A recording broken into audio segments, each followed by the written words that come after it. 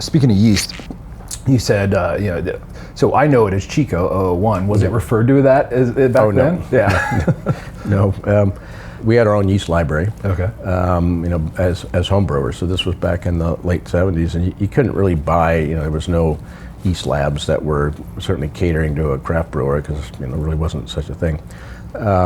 So we got yeast from all the different collections around the globe, some from the British collection and some from Weinsteffen, and Davis had some yeast, and Siebel was about the last of the American commercial brewing labs.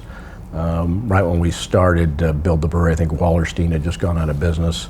That was another lab. I mean, brewers back in that era, small commercial brewers, a lot of them didn't have really much in the way of labs. And again, these are, historic brewers, the Junglings and the August Schells and those kinds of historic family breweries. They didn't have, really dedicated lab staff, and so they couldn't do a lot of the analysis themselves.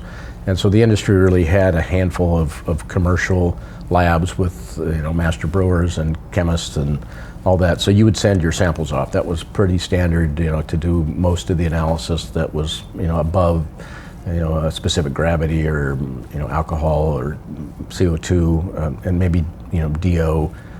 Those things, most brewers had some way of testing, nothing like we have today.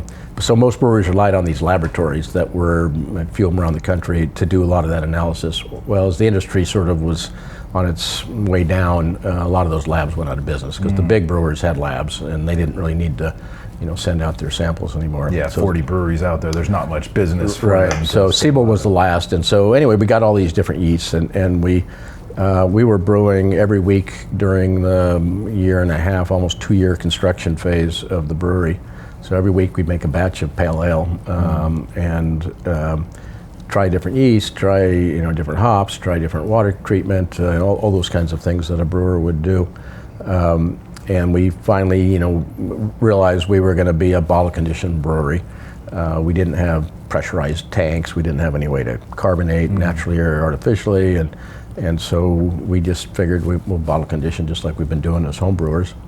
And we needed a yeast that was ferment fast, attenuate well, fall out and stick to the bottom of the bottle and leave a very firm yeast sediment for bottle conditioning. Stay in the bottle and stay not in the that glass. Right.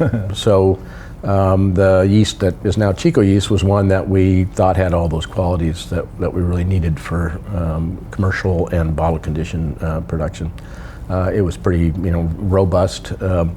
We are very fortunate. UC Davis was not too far away, and so as part of our learning, I spent a lot of time at the Davis Library and talking to grad students and Dr. Michael Lewis, who was ran the program back then.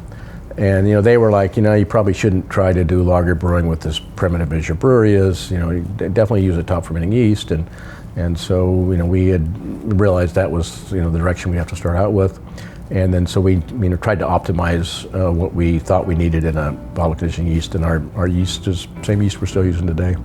Well, again, on behalf of the entire home brewing and brewing industry, thank you for developing one of the workhorses of the brewing industry and one of my favorite yeast strains.